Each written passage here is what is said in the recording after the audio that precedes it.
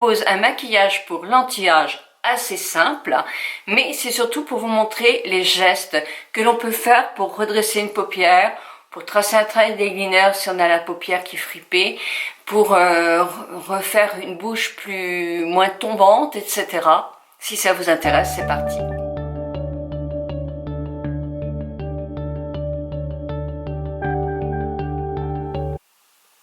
Je vais commencer par le tour des yeux. Je trouve qu'il est important, vous avez fait vos soins bien sûr, mais si vous maquillez plus tard, il est très important de remettre de la matière, c'est-à-dire votre crème tour des yeux,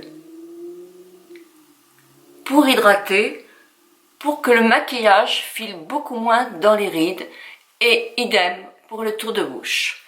Il ne faut pas en mettre beaucoup, il faut simplement en remettre. Je vais faire un maquillage assez simple parce que c'est juste les gestes que je vais vous proposer.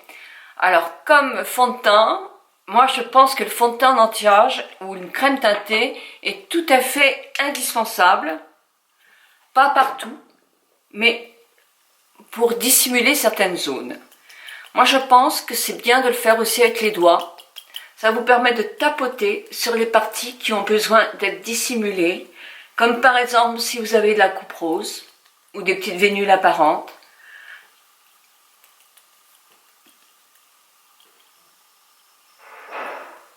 Des petits boutons.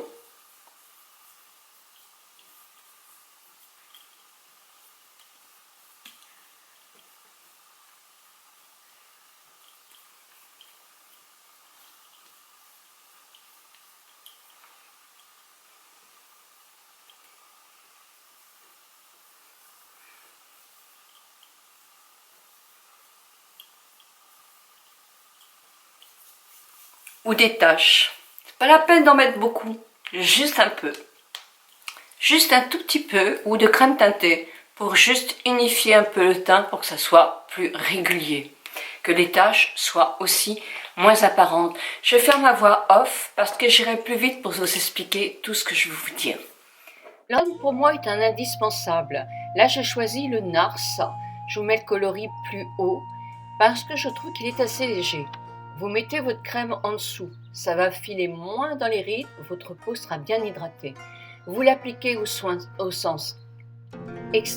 interne de l'œil, excusez-moi, et surtout vous évitez de faire là où nous avons le plus de rides. Vous descendez sur le tour de votre nez et vous l'étalez bien. Là on a souvent des petites irrégularités.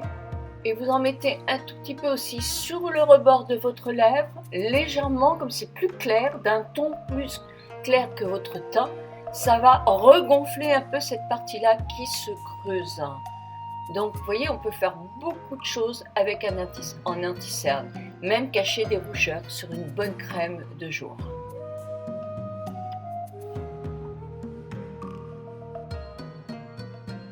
C'est mieux, non ? Vous pouvez aussi mettre l'anti-cerne sur votre paupière en soulevant bien votre paupière.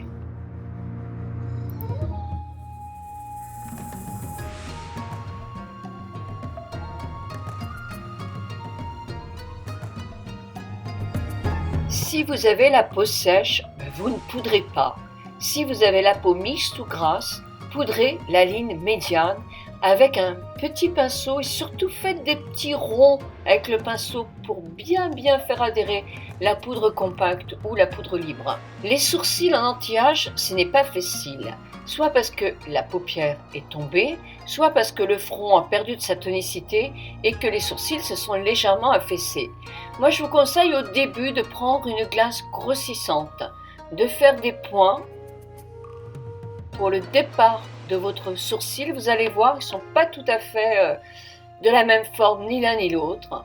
Une fois que vous avez fait ce démarrage, vous allez pouvoir justement tirer un tout petit peu. Alors là je regarde, mais bon c'est assez bon quand même. Je trace un tout petit peu et je vais tirer sur ma paupière pour retirer un petit peu la paupière tombante, refaire monter. Ce sont des gestes que vous pouvez faire quand effectivement votre paupière retombe. Donc, il ne faut pas faire descendre le bas du sourcil trop bas. C'est important de le garder un tout petit peu plus haut pour ne pas faire le regard triste. Vous faites des petits poils, comme des petits poils de sourcils.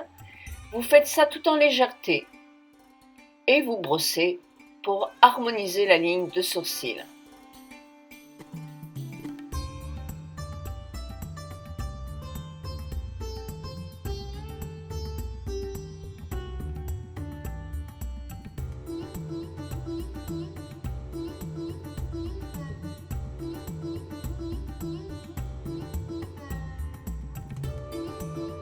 Si vous avez des grands sourcils, une belle ligne, vous pouvez aussi mettre un mascara à sourcils. Bon, là, je reprends la glace non grossissante pour voir l'effet que ça donne au naturel. Et je trouve c'est bien. Donc pour mon deuxième sourcil, la paupière est beaucoup plus tombante, donc je soulève un tout petit peu mon sourcil. Donc si vous avez la paupière qui tombe beaucoup, ressoulevez un petit peu votre sourcil comme il était il y a quelques années. Et toujours très doucement, sans appuyer sur le crayon.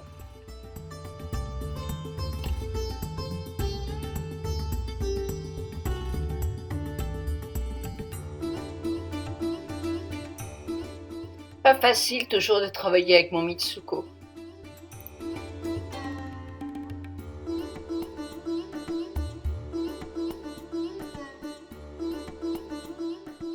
Autour des lèvres maintenant. Avec un crayon, là c'est un Urban Decay, je vais retracer le tour de mes lèvres sans faire... On a quelquefois la bouche qui a tendance à tomber un peu avec l'âge, donc surtout évitez d'aller trop dans les commissures.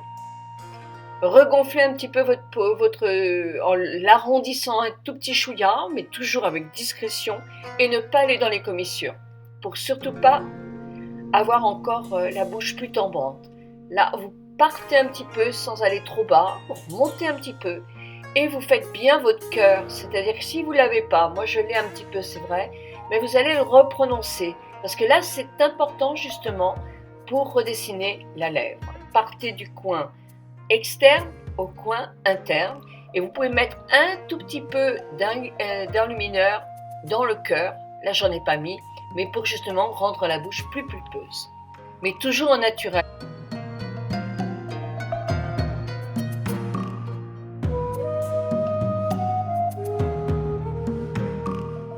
J'ai choisi aujourd'hui un rouge à lèvres nude, mais ça pourrait être n'importe quelle couleur, en sachant que plus les couleurs sont foncées, plus elles rétrécissent les lèvres. Plus c'est clair, plus ça a tendance à les regonfler. Et je vais mettre un tout petit peu de brillant, là c'est du NYX, mettre un petit peu de brillant juste au centre de ma lèvre inférieure et supérieure pour leur redonner un petit peu de gonflant. Alors j'en ai plus beaucoup dans le flacon, mais vous voyez tout de suite ça va redonner un petit peu de volume juste au milieu.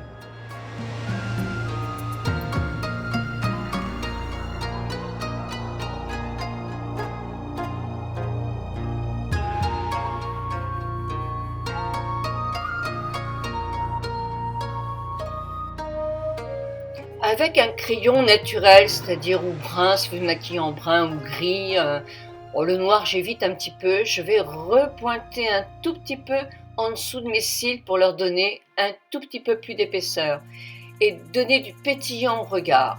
Moi je le fais dessus, sous ma paupière supérieure. Si vous avez un œil petit, vous pouvez mettre un crayon blanc, attention au blanc, que ce soit le même blanc que votre œil, pour agrandir votre regard. Je prends un pinceau flouteur et je vais prendre de cette palette le clair, un blanc qui n'est absolument pas, qui est satiné mais qui n'est pas du tout avec des paillettes. Je vous le conseille même si vous avez la paupière un petit peu vieillie, un petit peu flétrie. Tout ce qui est paillettes, effectivement, c'est un petit peu difficile à appliquer. Donc je tire sur ma paupière, surtout si vous avez la paupière tombante, et vous pouvez le faire parce que le clair agrandit, met en valeur la peau. C'est-à-dire que ça va faire encore plus de peau, ça va ressortir un petit peu la paupière qui reste visible. Ça va la mettre en valeur. Donc moi je le monte jusqu'à mon sourcil et surtout vous faites bien un peu l'angle interne près du cerne. On fait pareil de l'autre côté.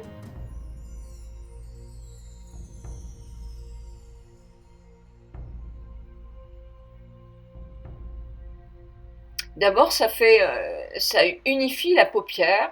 Et puis en plus, je vous dis, ça l'agrandit un petit peu, ça lui donne c'est plus beau. Avec un pinceau plat, là, excusez-moi, vous entendez mon petit chat ronronner, mais oui, je travaille avec lui sur les genoux. Quand je vous dis que c'est mon assistant, il l'est vraiment. Et j'ai choisi une couleur. Alors, j'ai choisi la couleur grise. Gris clair, vous voyez, c'est assez joli comme gris, ça.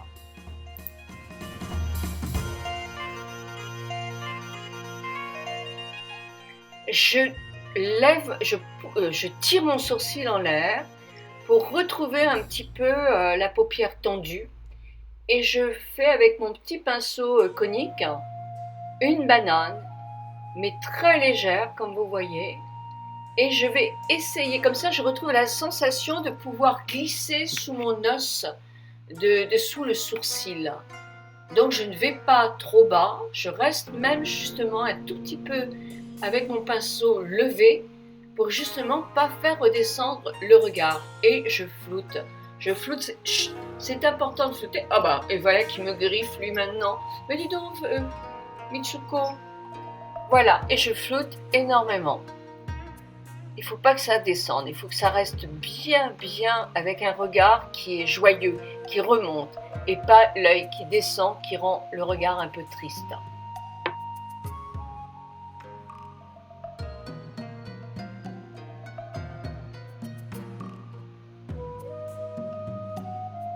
Et là, je mets un tout petit peu de gris, il n'en reste plus beaucoup, à l'angle externe. Avec un pinceau plat, je vais prendre ce coloris-là, que je trouve magnifique dans cette palette. Alors attention, avec une paupière flétrie, c'est moins joli quand même de mettre des couleurs un petit peu pailletées comme ça. Mais si vous avez la paupière voilà, comme ça, il n'y a aucun souci, c'est assez joli. Si vous avez la paupière tombante, vous pouvez le mettre en dessous. Ça, il faut le tester, parce que où ça va pas. Je reprends la couleur la plus claire, mais surtout la plus chargée en nacre, pour mettre sur le début de mon cerne, au coin interne.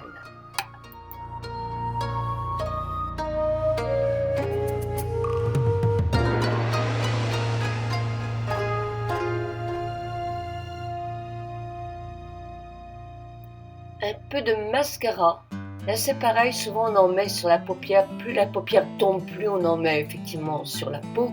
Donc essayons de redresser, de retirer un petit peu notre paupière pour éviter effectivement de tacher la peau.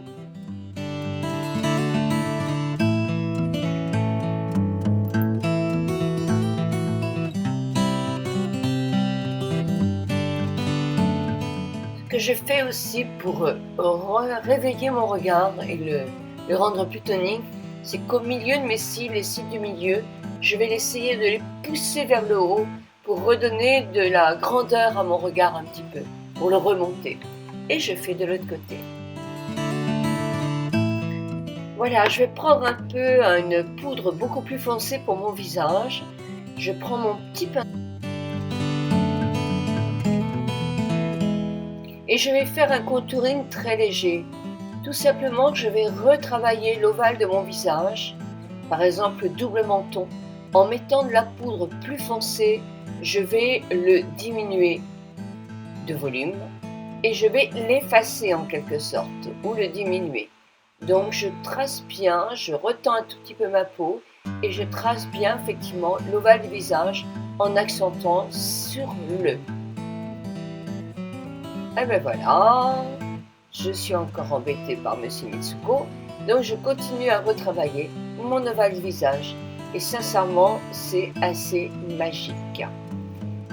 J'en fais peu. Moi, de contouring, je trouve qu'il ne faut pas que ça se voit pour que ce soit joli. Alors, on peut, si on veut, affiner un tout petit peu le nez, mais sans faire, voilà, juste léger comme ça. Moi, j'en remets un petit peu là à cause de mes lunettes qui sont encore, qui m'ont fait encore une marque blanche. Et on peut diminuer un front, justement, si on veut. Voilà. Il me manque juste un petit peu de couleur sur les joues. Donc je prends un blush dans les tons de rose. Quand il fait vilain temps comme ça, c'est plus joli. Et j'en mets sur mon vieux pinceau, je ne sais plus la marque. Je vais remonter ma joue parce qu'on peut avoir des rides autour des yeux. Alors on évite d'en mettre sur le tour des yeux, mais mettez-le bien en rond comme ça, sur le haut de votre tempe et sur le début de votre haut de joue. Moi j'en mets un petit peu aussi sur ma paupière, je trouve que ça fait joli. Voilà, et je vais faire de l'autre côté évidemment.